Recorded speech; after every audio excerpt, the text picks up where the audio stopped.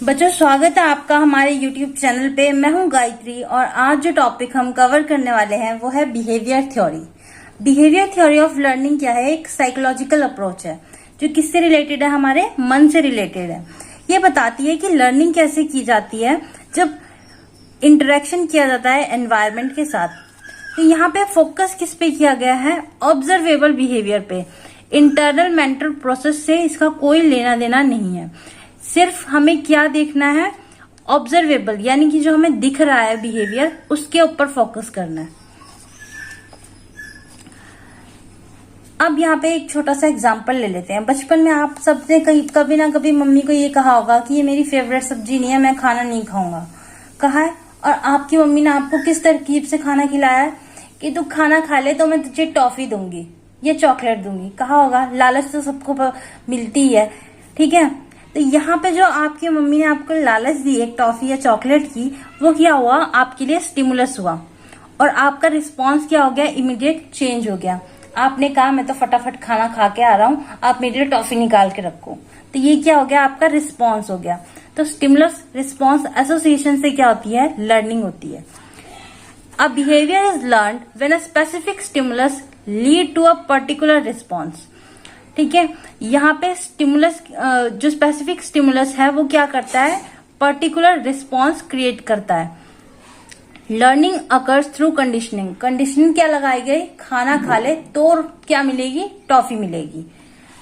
Focus on observable behaviour. Observable behaviour क्या है? जो हमारी आंखों के सामने हो रहा है, जो हमें दिख रहा है। यहाँ पे बिहेवियरिस्ट क्या बिलीव करते हैं कि जो मेजरेबल और ऑब्जर्वेबल बिहेवियर है वो वैलिड है हमारी साइंटिफिक स्टडी के लिए, और थॉट्स और फीलिंग्स का हम कंसिडरेशन नहीं करते इसके अंदर। अब बिहेवियर थ्योरी हमने देखा क्या है। इसके अंदर दो टाइप की थ्योरी है। एक तो है क्लासिकल कंडीशनिंग और दूसरी है हमारे पास ऑपेरेंट कंडीशनिंग। एक एक करके देख लेते हैं। सबसे पहले है क्लासिकल कंडीशनिंग। अब यहाँ पे ये दी किसने है? इवान पावलोव ने। यहाँ पे लर्निंग को क्या किया गया है? एसोसिएशन से जोड़ा गया है, यानी कि लर्निंग किसके थ्रू करी गई है? एसोसिएशन के थ्रू। यहाँ पे एक एग्जांपल है, वो देख लेते हैं पहले। Pavlov's dog learned to salivate at the sound of a bell when it was repeatedly paired with food.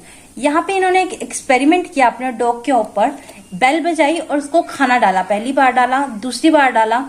अब जब तीसरी बार उन्होंने बेल बजाई तो जो डॉग था उसको ऑब्जर्व किया गया, उसके मुंह से राल निकल रहा था, ठीक है। उसका क्या हो गया? ये रिस्पॉन्स आया। रिस्पॉन्स किस वजह से आया? सिर्फ बेल बजाने की वजह से, जबकि अभी तो हमने फूड डाला भी नहीं है उसको।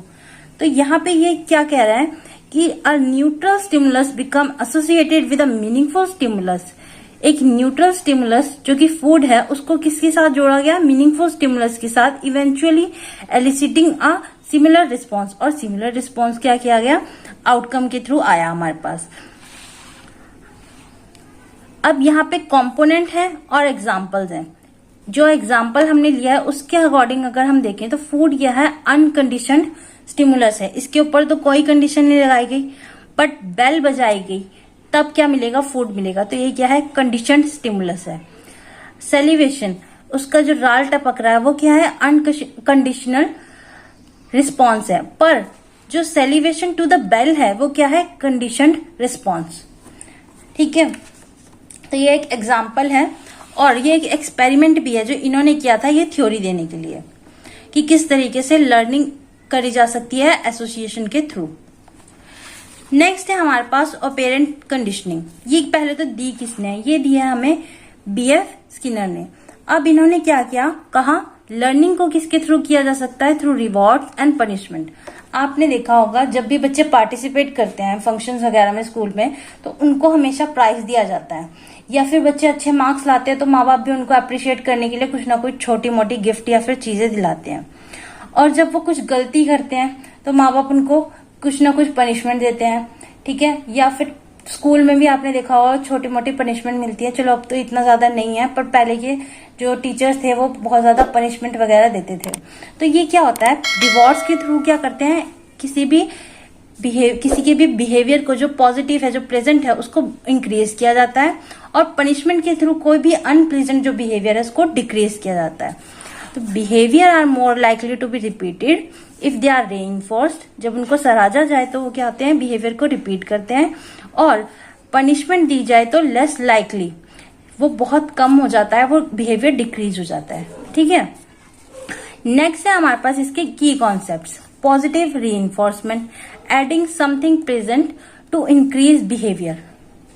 अब मान लो मैं आपको अभी कहूं आप आज पढ़ लो और कल घूमने चले जाना, तो आप क्या करोगे, आप अभी फटाफट पढ़ना शुरू कर दोगे।